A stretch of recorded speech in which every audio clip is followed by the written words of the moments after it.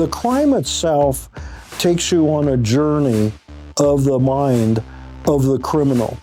For me, as former law enforcement, I watch friends, family who are fascinated by different stories.